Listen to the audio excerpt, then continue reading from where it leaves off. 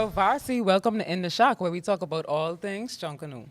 I'm Michael Bateman, and we are here in the home of the sixth time, and she laughs at me every time I say it, but they earned the rights to call themselves the six-time champion, repeat champions, Platinum Knights, and I thank them once again for allowing us to record this episode in their shack. That's the whole point of these episodes. It's called In the Shack because we're recording in the shack. And today's podcast, as always, is sponsored by Walker's Key Maravilla Rum. And we're going to continue with our tradition of taking a shot at the end of each episode. And also, we have some Sands products, 66 Steps. Thank you very much, Bahamian Brewery. So today, we have a special guest with us. Why don't we let you introduce yourself? I'm Shando Russell, senior member of the Platinum Knights and a pardon builder. Yeah, that's perfect. So tell us a little bit about who is Shando. Well, he's a pardon builder in the group, so that's like backline, drummers, brass, choreograph, yeah, like that. I build stuff like that. You build stuff like, and how did you get involved in Junkanoo? From my born in the jungle. That's my legacy. Kids In- out of Harbor Boys from young. I'm starting to realize a lot. Everybody of come from the Harbor Boys. I'm hearing so many people. I came from the Harbor Boys. I came from the Harbor Boys. Yeah, he used to take it from kids, Other some groups, they don't want too much kids, so Harbor Boys take it from infant, And that's actually, and I've said it a couple of times on this podcast. That's a big change that I've seen in Junkanoo now, is that a lot of the groups are taking on the younger members, and I'm Right. almost wondering now: is that an influence of Michael Wright? It could be. Yep. I mean, the thing is with Junkanoo, it's important to be able to get them from young so that you can instill a lot of information. And it's just a culture, so it's a thing that they got to adapt to. You have some people joining Junkanoo at an older age, but it's a lot of things they got to learn. So I think maybe we got to give it up to him. Yeah, and once again, shameless plug for the documentary. I'm so happy and grateful to his family who allowed us to interview him as part of the Unmasking Junkanoo documentary we're doing. Unfortunately, he passed away recently, but I think we were probably the last interview that he did. And so you're going to see some interview footage as a featured part of the documentary. All right. I'm so happy that he was able to do that, and he seemed to really enjoy it. All right. So take us into the world of creating patterns for the Junkanoo group. When do you start? What's the earliest time to start, and what's the importance of the patterns? Junkanoo never stopped, to be honest. As soon as big Junkanoo finished, we went into junior Junkanoo. So while we doing junior Junkanoo, we started cutting out our patterns one time, because we already know our theme before the other season over, Junkanoo Right. season over. So actually, that's a good thing you just mentioned. So I know a lot of groups wait till the end of the Junkanoo season, and then they come together and they come up with the theme. But you said you guys already have your theme before Junkanoo's even. Yeah, man. So he gave away a little secret. Maybe that's the way you have to come out and beat Platinum Knights, is you got to have your theme Right. ready. I guess everybody got a different system because, I guess when they watch the podcast, shameless plug, they'll start to see, everybody has a different, I guess, idea of when to start, how to start, what they do. I guess different systems. So I guess, shameless plug again, the podcast is Watch going to the be able to podcast. expose what the different groups do in order to be ready for now what's called January 9th. We used to have it New Year's. And so another thing we'd want to know, how many hours a day do you put into creating these patterns? Well, it started with drawing out the patterns first, then cutting out. Oh, that's a hard part, because, man, some nights you feel it, cutting out. So it take days, so I'll say, if I come 9 in the morning, by 4 o'clock I'll be here, So just cutting out. That ain't even wiring up yet, just cutting out. And I have to say one thing. I come around the shacks basically all year round, and if I'm guaranteed to find one person in the shack, it's this man sitting right to my left. See him in here all year round. Junkanoo, you might as well say, is Junkanoo a way of life for you? Yeah, that's my hustle, man, I disabled, so that's my hustle. And I have the love for it also, so. So it provides you with something to do. Yeah. What do you think attracts people to Platinum Knights group? Wow. I was cocky, I guess, winning. people like winners, you know. Oh, You know, we start off small, you know. But nothing wrong with being cocky, you know. Yeah. Trash talk. Yeah. Throw your No, I challenges. know. So I'm not a trash clumsy. talk. I am a trash I talker. put in work. I don't trash talk. Anyone can tell you. Everybody know me, Junkanoo World. I don't trash Hey, talk. Jojo said we Hey, going to the road. But that's part of trash talk. And he said, I don't trash talk. I put it in your work. Yeah, I put in work in. I let the other members trash talk, you know. Yeah, but he said his work is the trash talk. So what do you think makes Platinum Knights stand out besides winning? What do you think is a key element that this group has that no other group might have? Me, workers, a worker. See, I that's don't, I his don't, trash I talking don't, I right don't, I there. don't, I don't come in the shock the look up in people's face. I come to shock the weight. You know, so working. We have workers. I'm one of them. These teams. Yeah, we have workers. And this man says he doesn't trash talk, but If you call that trash talk, I'll let me go with that. yeah, I do notice that about Platinums, you guys have a lot of people who are interested in joining the groups. And I'm not saying the other groups don't have the same, but I find it stands out because you're already so large. I think last parade you had almost 600 people on the route, Yeah. and you still have people wanting to join. That's the real number? I don't know. Well, I ain't know if it's that much. That's a lot. 600, but it's a lot. No, Junior does embellish a little bit. Yeah, So I ain't know it's 600, but we have a lot. I was told almost 600, but We have that amount of members, but I sure all them wasn't on the road. Maybe three. Some people don't. no, you had more than 300 last year. Wow. It was a big And a lot of people just can't make it because the school and different stuff like that. So members we may have it, but all of them wasn't on the road. So what else do you do besides making patterns in the shop? What do you do on the parade? I'm one of the head marshals also.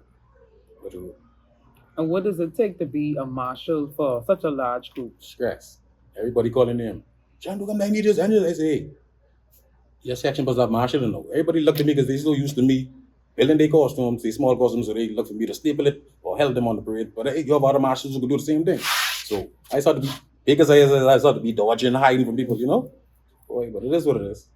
And also, Shando helps me out at some of the practices when I'm trying to record music. But the problem is everybody tries to talk to him, so I listen to the music afterwards, and all I can hear is his conversations the whole time. I'm like, oh, I try to tell them, say, hey, don't talk to me because they don't listen like me. I say, oh, okay, go ahead. So as a marshal, what's the most important thing that you see that has to be taken care of during the parade? The way you line up. If you line up bad, you lose the parade, you know. Make sure spacing always there. You know, different stuff like that. Making sure you have all your costs. If you have a tennis on any piece, you can't come in the skirt ain't finished piece, you can't come in the line. All the stuff you have to look for. It can cause you penalties, you know. We like flawlessness. So as a head marshal, I know persons have to stay at the gate. Have you ever experienced staying at the gate, to take account of everybody on the parade? No, But I know they have to do a number count. Yeah, they have other marshals does that. Okay. Yes, I'm not a part of that one. They have other marshals. I be done other stuff. So how does marshal train other marshals? Like what's the process that they go through in order for someone to join the group? Some persons join just to be a marshal. Right, like we tell them, some people just want shirt, you know. A marshal's supposed to have a book bag, supposed to have a staple. You know, anything to help. A knife to cut, you know. But some marshals just want to come there just to be on the road to walk with the group and have a shirt on. But marshals, when you come to be our marshals, you have to teach yourself. You have to teach you how to do those stuff.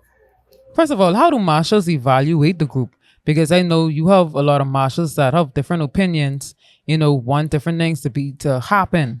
And so how does a head marshal deal with so many personalities within the group and then also trying to complete this one goal as in getting the group ready for the parade? That's why we have marshal meeting. So on the parade, you don't have to go through that. So from the parade, there we know what to do, So it don't be hard. But yeah, so I just want to backtrack something. You said that a lot of times people just want a marshal to get a shirt, probably even for the free show because you get in the Junkanoo. Right. After your group finished, you could go out and watch the other groups. And I know the first year that I was learning my camera and recording with Platinum Knights, I felt like I was a group marshal. I'm just like, wait, why am I helping people put on costumes, fix this stuff? I was like, find your marshals. And I remember I don't want to call it an argument, but it was a big discussion amongst the marshals. Like, some of these people just can't be marshals if they're not going to help out. Yeah. Right. So yeah, if those who want to be a marshal for Platinum Knights, come talk to them now. Don't wait till right before the parade. Right. Not even just that. I think people do that with all of the groups. You know what I mean? They just looking for a free ride at 5. A lot of persons want to come in last minute, not understanding that Junkanoo is a year-round thing, is an everyday thing, and in order for them to make the parade, it has to be some training in place. But I think because of the stigma that persons have placed on Junkanoo, they feel as if it's just something you could just pick up and do, not understanding this is an entire industry. You know? Yeah, and I think it's been a key thing. I've seen it so far at the swingers practice, and I even complimented the leadership of the swingers. Their marshals are out at practice, and Platinum Knights too. But I mean, they're not just out at practice and watching. They're they're doing their job and they're being marshals. They're keeping their lines. They're making sure that the crowd doesn't cross the group and so forth. Because I don't rush anymore, but that's something I just hate to see when you're trying to perform and you're trying to rush and some random person just walks right past you. Well, it hard to stop that. It's hard to stop it, but that's actually the job of the marshal. Yeah. You talked about being in Junkanoo your whole life. Can you talk about a little bit about your earliest memory of Junkanoo? The first thing you could remember doing in Junkanoo. I know you said you were in Harbor Boys, but I want some specifics there. The first thing I remember trying to pace. You pace with water and flour. You know, got me glue on, but I had no glue. I couldn't afford it, so I remember I had water and Flour, pap, yeah. and water. So I remember one time my uncle, I always wanted uncle to be saying, "Well, you too young, you don't come behind me." So one time he brought his costume home, you know, and I see him pacing, but I ain't find no glue. But I remember seeing other fellas in the shack using water and flour. So I go on there, do the mixture, boy, and I put it in my uncle's and I start pacing, boy. Boy, when he come home and he see that, I had to go on under the bed. Did the What? ratty use costume What? afterwards? What? Good thing I ain't do much work on it, but boy, he was hot. And people actually wonder why we've gone away from certain things culturally. Right. Rats love flour and water. Oh yeah. They love it. That's why you put a little bit of kerosene in it. Well, I didn't put no kerosene. I didn't know about it then, but now. But still, even then, If you do it now, but they don't do it no more. But back then they started putting kerosene in it, and when the rats smell of kerosene, they wouldn't eat it. So, okay, before you join Platinum Knights, take us to, I know you said you did the Harbor Boys, but Our boys is baby, man. That's baby. what other groups have you been in, before Platinum Knights? Well, Majestic Crusaders and our Walking Invaders. I started helping our Walking Invaders, but then the group stopped. So I went back to Majestic Crusaders. and you did the patterns there also. Or what else have you done for these groups? Well, our Walking Invaders, I was senior member there also. It was a small up and coming group, so I had to do a lot of work there, Same thing as I do, yeah. But I do more here now because every year you get evolved, you get smarter, so. Learn a little bit more. Right. How important is it to you to pass on the trade that you have picked up, especially in building to young people? Because that's one of the things that I've noticed here in Grand Bahama is there's a generation gap in Right. people who are building costumes. Right. In New Providence, you do have younger people building costumes, but here in Grand Bahama, it's a lot more senior, and then people from Nassau have to come to help out also. Right. The young kids over here, to be honest, they only want to rush. They just want to grab the equipment either if it's a belt, drum, whatever, cowbells, tom bass drum, yeah. When it comes to doing these stuff, sometimes when they come to, I say, man, get my hand with this. Boy, I tired, boy, John. I ain't gonna touch. That's your job. I say, okay, so I can't beg no one or hold them down and tell them, So you gotta want to learn it. Once you want to learn it, you could sit down and watch me all day, So, but if you don't want to learn it, I can't force you to learn it. You gotta love it also. So young people, if you're interested in learning how to build or Right. cut patterns, you have a willing teacher right here.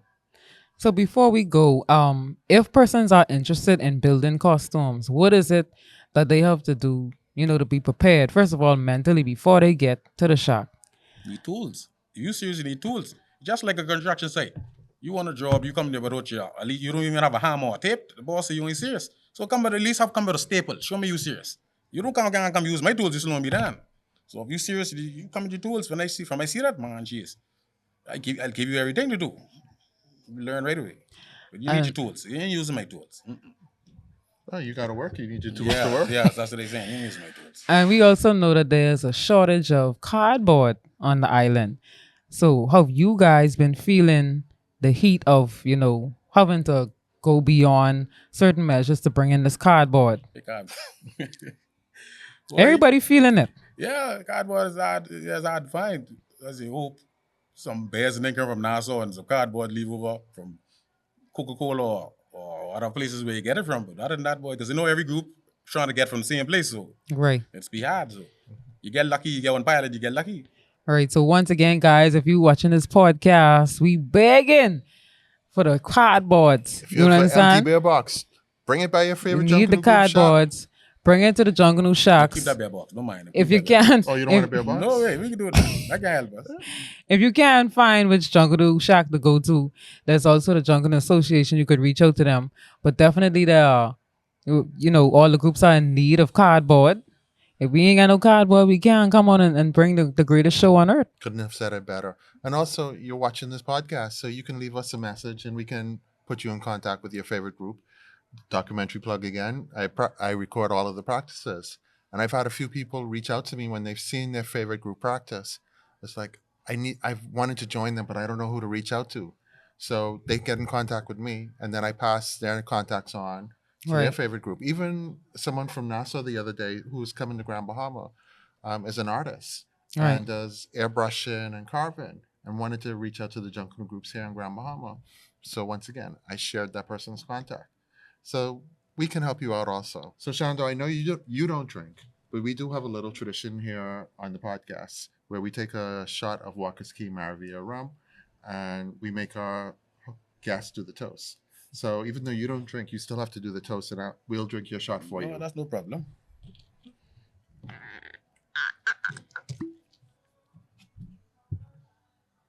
So I'll do a little shot this time because I'm having 2 shots.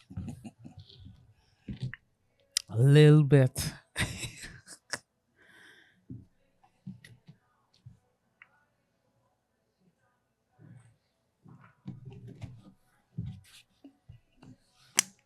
So remember, you can get Walker's Key Maravilla rum here in Freeport at the Bahamas Maritime Museum. Or if you're in Nassau, just look for John Watkins products.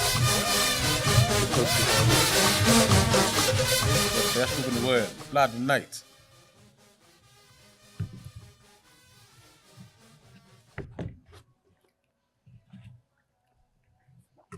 Can't do the toast without drinking the rum.